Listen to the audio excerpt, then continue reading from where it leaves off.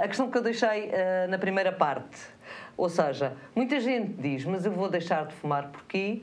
Porque isto é uma hipótese.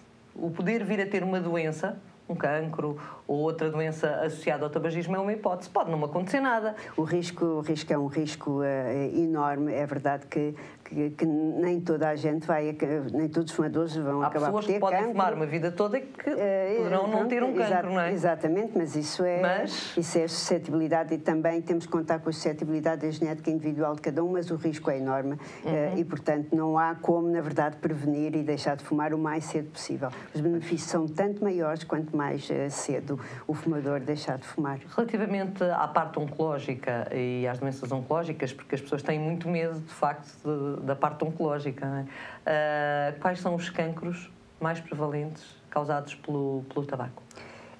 Sem dúvida, o cancro do pulmão. 90% do cancro do pulmão está diretamente... 90%? Mais de 90% até, está diretamente relacionado com o tabaco. Portanto, é um fator de risco essencial. Mas variedíssimos outros, desde o cancro da bexiga, passando pelo cancro de estômago, do colo do útero... Do colo do útero também, ao contrário do que as pessoas da laringe, até toda a cavidade oral, portanto... E diga-me uma coisa que é muito interessante. No estudo, no Portugal Sem Fumo, no estudo que saiu recentemente, uma das coisas que lá vinha bem exposta é que, devido à crise, com certeza, muitos dos fumadores estavam a optar por deixar o tabaco normal e a consumirem o tabaco de enrolar. E outro dos motivos que levava muitos desses jovens, porque eram muitos jovens principalmente que faziam isso, é porque aquele tabaco fazia menos mal. Tinha menos aditivos do que o outro. Isto é verdade? É mentira? O que é que se passa? Não, isso é mentira. É completamente não há mentira. Tabaco que não faça mal ou que faça menos mal. Portanto, tão mal faz um como faz outro. Este desvio agora tem-se verificado essencialmente por problemas monetários e económicos, porque efetivamente isso, é mais barato, mas faz igualmente mal como faz. Até quem diga que eventualmente fará pior. Do que o tabaco, os cigarros já manufaturados. Doutora Ana Paula, isto foi uma forma esta questão do tabaco de enrolar e do aumento brutal, 400% é uma brutalidade, não é? Foi uma forma harmoniosa, digamos assim, ou ardilosa, que de facto os consumidores, os fumadores tiveram para dar a volta a uma situação, ou seja, o tabaco sobe, então vamos aqui encontrar uma fórmula de... não há forma, isto é quase um círculo vicioso, como é que se sai disto? Sim. Mais impostos sobre o tabaco, resolve? Efetivamente, o que se verificou é quando foram publicadas leis restritivas e impostas à população e aumentos do preço do tabaco, verificou-se, e está estatisticamente comprovado, que o número de fumadores diminuiu em Portugal. Pois. Agora, é um erro pensar que basta apenas aplicar-se medidas restritivas. É preciso mais. Primeiro, é preciso começar a ter a consciência que o tabagismo não é um estilo de vida, não é um ato social, é efetivamente uma doença. E que é uma dependência. Pois. E na altura em que começarmos todos a compreender essa perspectiva de doença, vamos começar a ter a preocupação de percorrer todo o caminho a nível do Serviço Nacional de Saúde, a nível dos cuidados primários, a nível da pneumologia, de procurar ajuda do médico. O médico é identificado nesse estudo como o principal elo, digamos assim, em todo este processo, não é? As pessoas disseram que a quem recorrem é ao médico, não é ao farmacêutico, não é ninguém. Não. É ao médico, de facto, e o médico tem de estar instruído, se calhar, para fazer aí também um papel importante, ou não? Exatamente. O médico tem um papel fundamental em termos de educação para a saúde. É importante mudar comportamentos, mas muitas vezes aquilo que nós verificamos é que não basta uma mudança de comportamentos. Claro. A intervenção farmacológica também é uma ajuda disponível. E muitas vezes o fumador esquece que existe essa possibilidade e que o seu médico poderá aconselhar e acompanhar. Tenta, não consegue e desiste, não é? Exato. O problema é esse, é que muitas vezes o fumador tenta, não consegue e então, ok, volta a fumar. Encara como uma fatalidade. Não é? É uma fatalidade, é isso. Esse é que é o grande problema, é não se ver que depois há outras opções, porque também eles não são canalizados para as outras opções que existem. E depois existe sempre a história do familiar que fumou toda a sua vida e que não morreu e que durou mais que todos os outros. É consequente. E é por isso que a informação é tão importante à população, porque é a principal causa de morte e de doença evitável.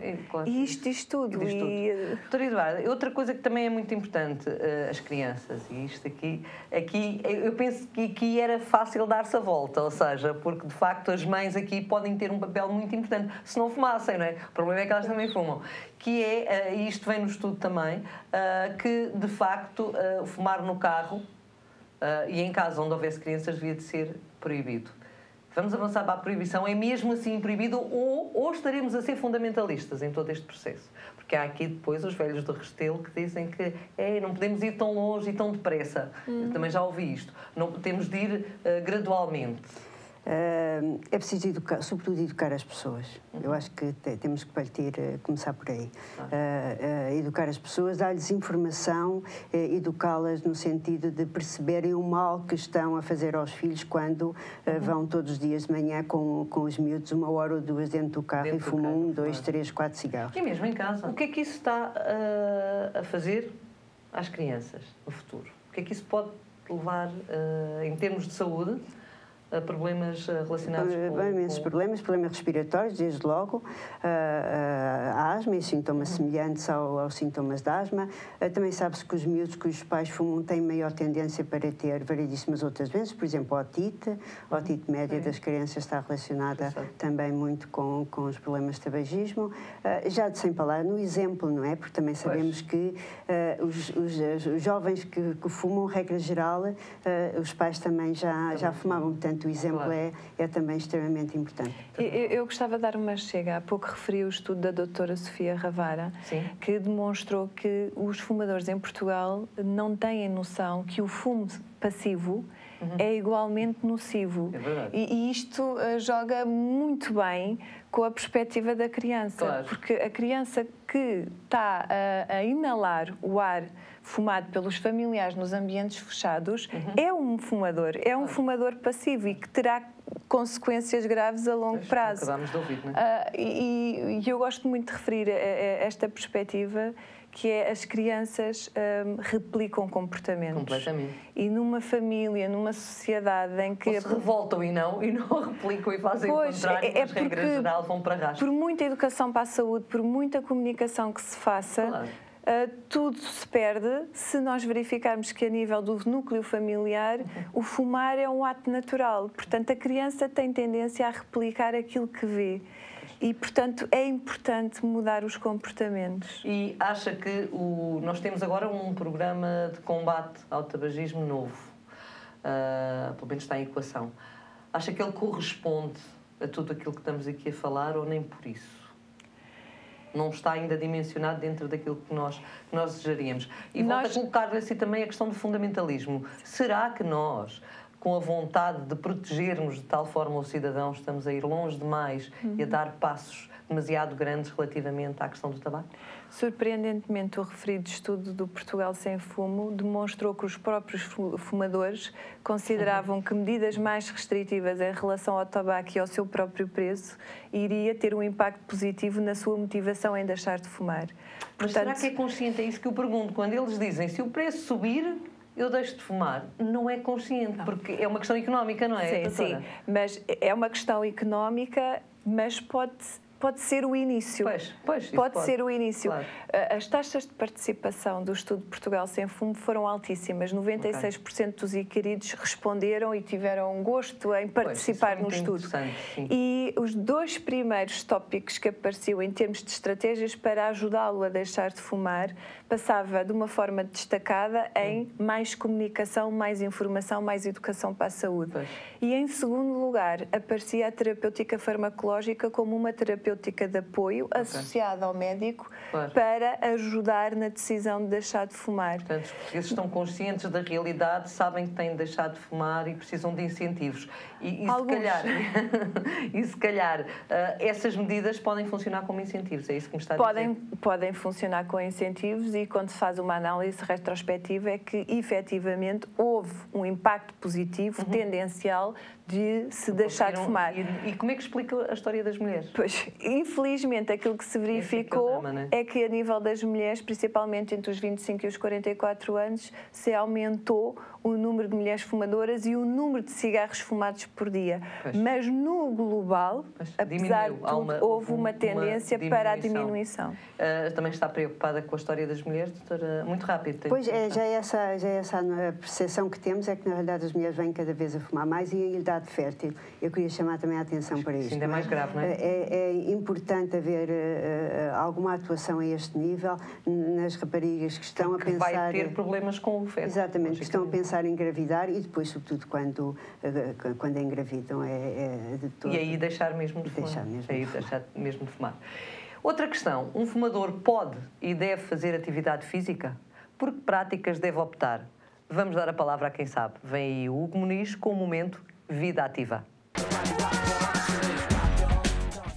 O preço do tabaco a aumentar é uma motivação para deixar de fumar? Sim, é. Sem dúvida que é, mas acho que não é por esse motivo que as pessoas vão deixar de fumar. Sim, é o preço e também eu quero deixar de fumar até janeiro. Exatamente. É quando eu faço 30 anos, então quero entrar nos 30 sem o cigarro. Há de ser uma das motivações para deixar de fumar, sim. Qual será a outra motivação que poderá levar? Outros motivos. A namorada também aperta connosco. Por exemplo, a minha filha está-me sempre a pedir para deixar de fumar, mais que não seja por mim, se não for por mim, que seja por ela. É quando eu fizer 50 anos. É o meu limite, a minha fronteira. O primeiro conselho que eu tenho para quem fuma e quer praticar atividade física é deixar de fumar.